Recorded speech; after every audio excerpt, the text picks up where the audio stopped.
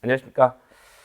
자, 내년이죠. 이제 올해 시험 끝났으니까 내년 2027년 대비를 가지고 이제 보호직 형사정책하고 교정학 과목의 커리큘럼 소개하고 뭐 학습 전략이라고 할까요? 뭐 이런 것들을 한번 얘기하는 시간을 간단히 좀 가져보도록 하겠습니다. 자, 제가 누군지는 뭐 아실 것이고, 이거는 이제 제 카페 주소입니다. 그래서 이 네이버 카페가 있는데 여기에다가 이제 제가 이제 공부하는 필요한 자료들 올리고 뭐 추록 같은 거 올리고 질문 이런 것들 이제 주고받을 수 있는 질문과 답변을 주고받을 수 있는 곳이 있으니까 여기 한번 활용해 보시고요. 자, 일단은 이제 여러분들이 궁금해하는 것들 중에 하나가 그 교재 구성에 관한 얘기를 좀 해보겠습니다.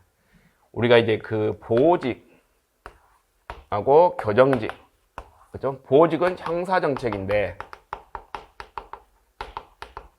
자, 교정직은 교정학이라고 돼 있죠. 교정학. 저기다 써야 되겠다.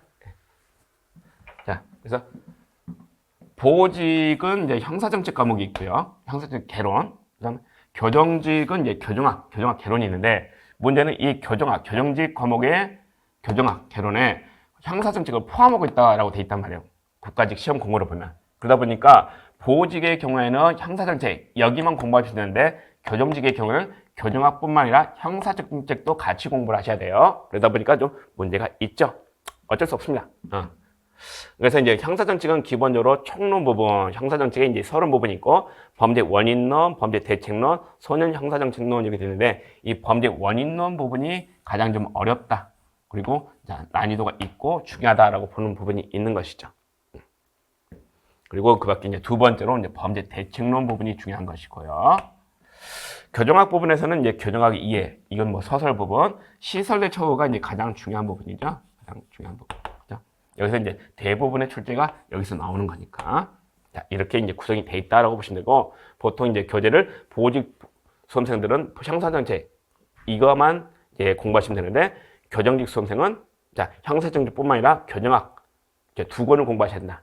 그죠? 억울하게 생각하지 마십시오. 네. 다 일장일단이 있습니다. 자, 그 다음에 뭐 출제 경향이라고 뭐 구성을 좀 해놨는데요. 자, 보호직 형사정책 같은 경우에는 뭐 한 3년 정도 봤더니 20문제 기준으로 자, 이론과 법령의 수준이 비슷비슷합니다. 거의 뭐 1대1 수준 정도 된다. 이렇게 보시면 돼요. 근데 이제 교정학 개론의 경우에는 조금 이제 변동이 좀 있습니다. 지금 3년 정도만 정리를 해놨는데 보시면 자, 올해 같은 경우는 형사정책이 파트가 3문제, 교정학 파트는 17문제, 뭐 작년 같은 경우는 6문제, 14문제, 재작년 같은 경우는 또 6문제, 14문제 이렇게 됐는데, 그렇죠?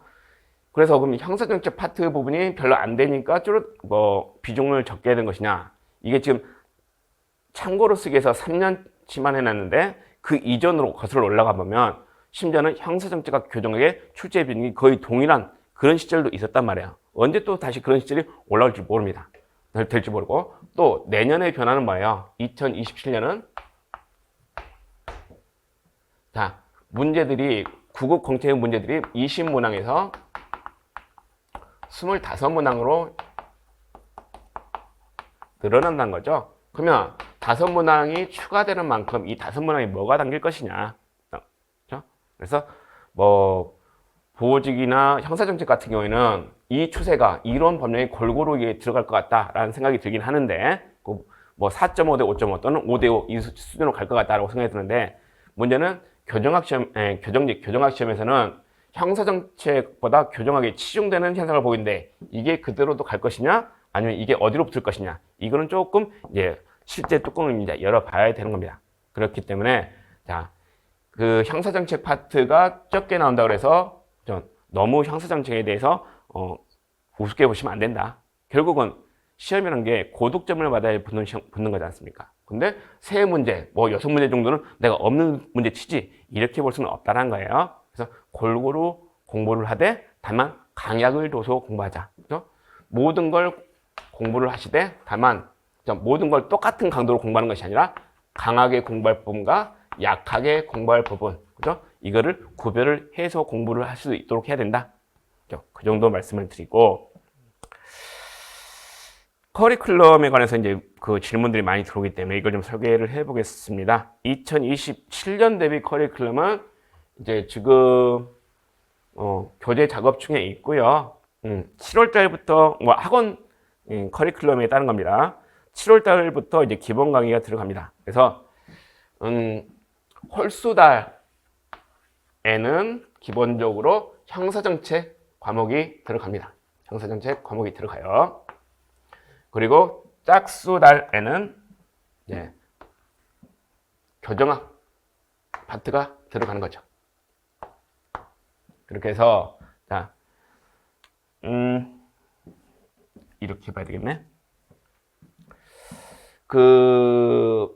올해 7월 달은 이제 형사정책 파트 기본 강의인데 이거는 이제 제가 써놨습니다만 보호직이든 교정직이든 둘 다 들어야 되는 거. 그리고 교정학이라고 되는 건 보호직 공부하신 분들은 들을 필요 없는 거 이렇게 구별이 되는 거예요. 억울하게 생각하지 마세요, 교정직 선생님들. 자, 그래서 기본 강의가 있고요. 그다음에 기출문제 강의가 있습니다. 제가 말씀드린 게 기본 강의하고 기출문제 강의는 좀 필수적으로 챙기셔야 된다. 만약에 올해 여름에 지금 첫째가 아니다. 내가 공부를 좀 해왔다. 그죠? 형사정책이든 교정학이든. 그럴 때는 이 기본 강의를 뭐 생략을 하시든가 독학을 하시든가 상관은 없습니다. 근데 기출문제 강의는 그래도 좀 체크를 해보자. 최근에 기출 성향이 어떻게 되는가. 그죠? 이런 것들은 체크해야 되니까. 그래서 기본 강의하고 기출 강의는 중요한 건데 기출 강의가 좀 더 중요하다. 그리고 나머지 것들은 이제 쉽게 말하면 옵션, 선택의 문제입니다. 그래서 보시면 자,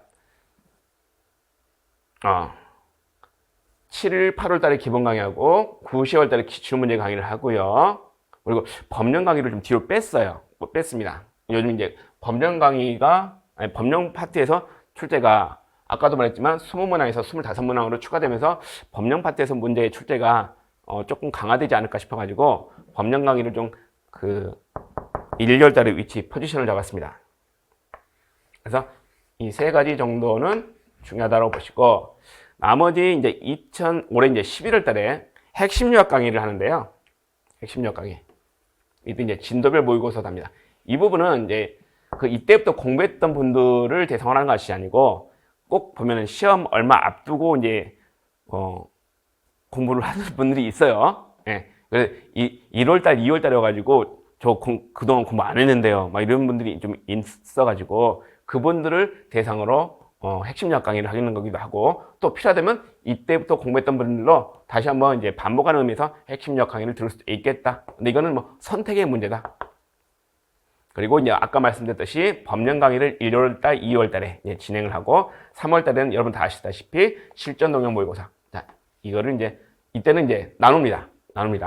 자, 실전 동영 모의고사에서는 형사정책은 보호직만, 그죠? 교정학은 교정직만 이렇게 가면 되는 거예요. 그죠? 이런 식으로 돼 있고 각각의 교재들은 전부 다 이제 해커스에서 출간이 됩니다. 제가 노예계약을 맺었기 때문에 이렇게 나오게 될 것이고요. 그래서 각각의 교재들은 강의 일정에 따라서 강의 일정 시작될 때쯤 해가지고 교재가 나올 거니까 그렇게 알고 계시면 됩니다. 뭐 이 정도 간단히 말씀을 드리고 혹시 또 이제 궁금하신 점이 있다라고 생각이 되시면 아까 제가 말씀드렸던 우리 여기 카페 주소 있죠? 여기다가 질문하는 글, 공부한 사항을 남겨주시면 제가 답변을 드릴 거예요. 그리고 이제 마지막으로 제가 당부하고 싶은 거를 이제 마지막에 정리를 했는데 뭐 간단한 겁니다. 계속 제가 맨날 반복해서 얘기하는 거예요. 그렇죠? 공무원 시험을 준비하는 데 있어서 기본적으로 기출 문제집, 기본서 이런 것들은 자 반복을 해야 됩니다. 특히 기본서, 기출 문제집. 이 둘 중에 뭐가 더 중요합니까? 그러면 기출 문제집이 좀 더 중요하죠. 그리고 뭐가 되든 간에 반복을 해야 돼요. 반복.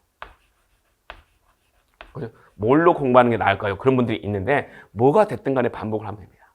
그죠? 안 하니까 문제가 되는 거예요. 안 하니까 문제가 되는 거.